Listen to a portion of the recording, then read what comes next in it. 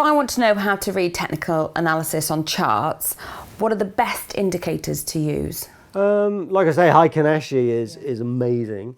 I just think keep it simple. So things like just learn how to draw an uptrend line or an uptrend channel, a downtrend line, a downtrend channel. Horizontal resistance levels, horizontal support levels. The price gets support, and if the support breaks, it falls. Just those basic things really. Things like RSI, relative strength index, that's quite an easy one. When the RSI is really low, like 25, 30 RSI kind of reading, on a big stock, that's probably oversold. When it's up to 70, 75, 80 on a big stock again, it's probably overbought, so it's probably going to drop.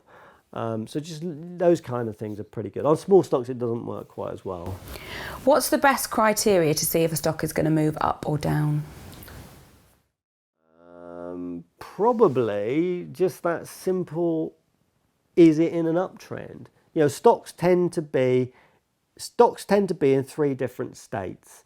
They're either in a downtrend, or they're in a sideways trend or a range, or they're in an uptrend. So probably the best predictor is where they are in that cycle, because they go through it. So it's like they'll be uptrend, sideways down, sideways up, sideways down. That's pretty much what they do. So, they can go like uptrend into a downtrend, of course. So really it's identifying where they are in that trend. Don't buy them if they're in a downtrend. Wait until they're out of the downtrend. Maybe they can be in the sideways. Buy them in the sideways, but just take your first position. And then when they break up, so they go back into an uptrend, then you buy a load more. Do you use volume analysis to pinpoint your entry and exits? I don't really. I know some, all I do on that is if you've got that situation with a hammer, so where the price has been going down, down, down and down, then you get your hammer reversal. It's really nice if on that day you see a spike in volume. That shows you that it is a capitulation where the bears of they've got so frustrated, so fed up, they feel like, I'm thrown in the towel. Their emotional brains have kicked in. Instead of using their rational brains and thinking, well, this is the time I should be buying it, they panic and they sell it like, I've had enough of that bloody share, I'm moving on. And I think, so the volume spike after a move down shows you a capitulation. So that I like that. Do you favour any particular technical analysis system, such as Bollinger Bands, Fibonacci, or Elliott Waves? Well, I know you don't like the Elliott Wave. Bollinger Bands quite like. Yeah, Bollinger Bands are pretty good. So that's like you have the price line, you have the Bollinger Band. I think there's something like 2 standard deviations or something above and below. I don't know what they are. You don't really need to know what they are. You just need to get them on your chart.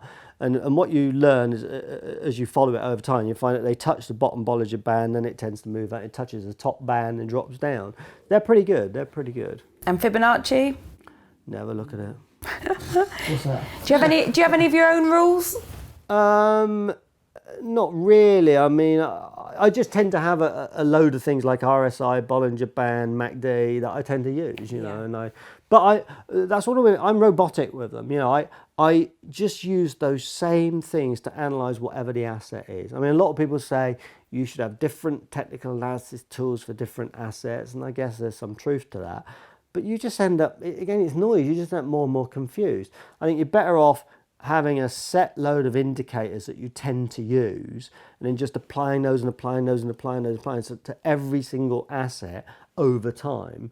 And you sort of learn the foibles as to which ones certain things don't work quite. You might find your MACD, which is great on your stocks, doesn't work quite so well when you're looking at the pound, but you might find that Bollinger Bands are brilliant on the pound, whatever.